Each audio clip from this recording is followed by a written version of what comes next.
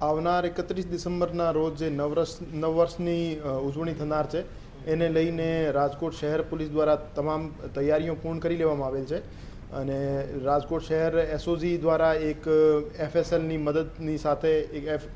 એનડીપીએસનો content કોઈ માણસે consume કર્યો છે કે કેમ આ ચેક કરવા માટે એક નવી કિટ એમની પાસે આવેલી છે. એના મારફતે જે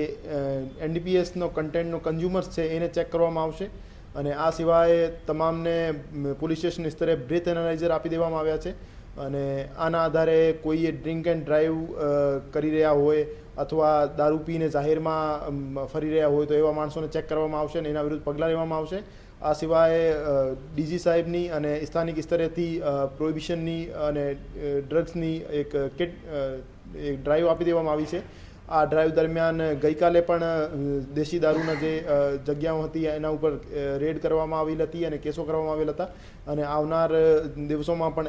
એ જ રીતે તમામ જગ્યાએ જે જ્યાં દારૂ વેચાણની સૂચના અમને મળે છે ત્યાં રેડ કરવામાં આવશે અને એનડીપીએસ બાબતે પણ અમને જ્યાં જ્યાં ઇન્ફોર્મેશન મળશે ત્યાં એનડીપીએસ પકડવા બાબતની રેડ કરવામાં આવશે. હજુ સુધી એક પણ જે 31 ડિસેમ્બરના રોજ જે પાર્ટીઓ યોજનાર છે એમાં એક પણ મંજૂરી આપવામાં આવેલ નથી. અમારી પાસે as of now 8 permission letters આવ્યા છે જેના આધારે એની ચકાસણી સ્થાનિક પોલીસ સ્ટેશન સ્તરેથી ચાલુ છે અને તમામ ડોક્યુમેન્ટ્સ અને તમામ જે એમને લીગલ કાગજાત એમના હોવા જોઈએ એ ચેક કર્યા પછી એમને પરમિશન આપવામાં આવશે. આ તમામ આયોજકોને પોતાની સિક્યોરિટી એજન્સી અને સીસીટીવી કેમેરા મારફતે જે એમની એક્ટિવિટી થઈ રહી છે એના ઉપર સુપરવિઝન રાખવાનું રહેશે અને એને ઇન્શ્યોર કરવાનું રહેશે કે એવી કોઈ પણ ઘટના ના બને જેના કારણે એને જે પરમિશન લેટર આપવામાં આવ્યું છે એની કોઈ શરત ભંગ થાય અને આની સાથે સાથે કોઈ પણ ડ્રગ્સના અથવા દારૂના કેસીસ એની પાર્ટીમાં ના બને એની જવાબદારી પણ આયોજકની નક્કી કરવામાં આવશે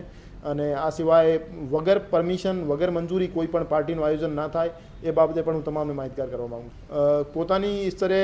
ખાનગી ફાર્મ હાઉસમાં કોઈ પાર્ટી કરે તો એનાથી પોલીસને કોઈ વાંધો નથી, પણ એમાં પ્રોહિબિશન ડ્રગ્સ અથવા કોઈ પણ અવૈધ ગતિવિધિ ચાલશે તો એના ઉપર પોલીસના દરોડા પાડવામાં આવશે અને એના વિરુદ્ધ કાયદાકીય કાર્યવાહી કરવામાં આવશે.